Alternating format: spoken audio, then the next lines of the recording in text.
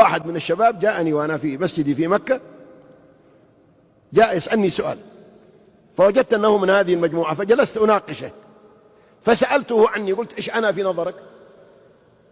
قال: أنت كافر. قلت: قل لا إله إلا الله يا ولدي، أنا أعبد الله عادك في بطن أمك وأدعو إلى الله من 40 سنة، وإيش تكفرني عليه؟ إيش كفرت به؟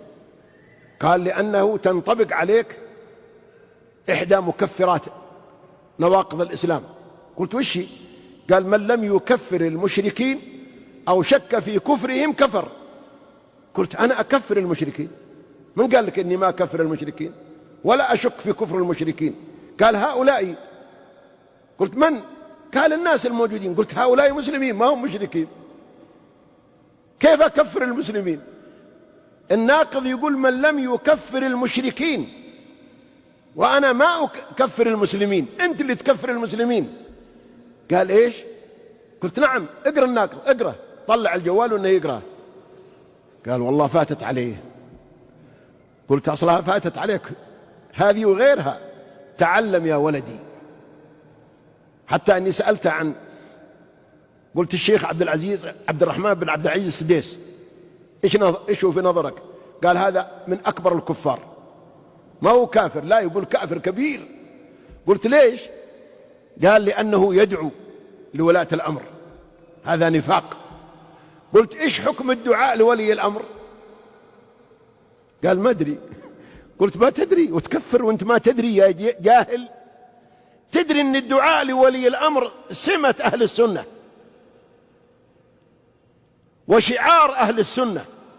نحن ما ندعو لولي الأمر من أجل يعطينا ولا نأخذ منه، دين، عقيدة. يقول الإمام أبو الحسن البربهاري، وهو إمام أهل السنة في زمنه، عاش في أواخر القرن الثالث وأول القرن الرابع، وله كتاب عظيم اسمه السنة، حقق في رسالة علمية في جامعة أم القرى. يقول: إذا رأيت الرجل يدعو للسلطان فاعلم أنه صاحب سنة، وإن وجدته يدعو على السلطان فاعلم أنه صاحب هوى. بل الإمام أحمد إمام أهل السنة والجماعة التي أطبقت الأمة على إمامته، يقول: لو أعلم أن لي دعوة مستجابة لصرفتها لمن؟ لولي الأمر. أنا وأنت لو أعلم أن لي دعوة بعطيها واحد ثاني، لو قيل لي لك دعوة أنت خاصة يلا مستجابة، طوال يدعو لي لأني أناني. لكن أحمد بن حنبل لا، نظرته أبعد وأشمل. يقول: أدعي لولي الأمر.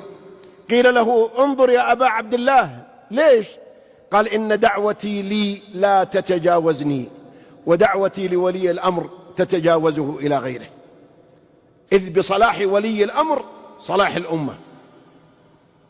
فلما قلت ذا الكلام قال: ما درسونا هذا. قلت: منو اللي يدرسك؟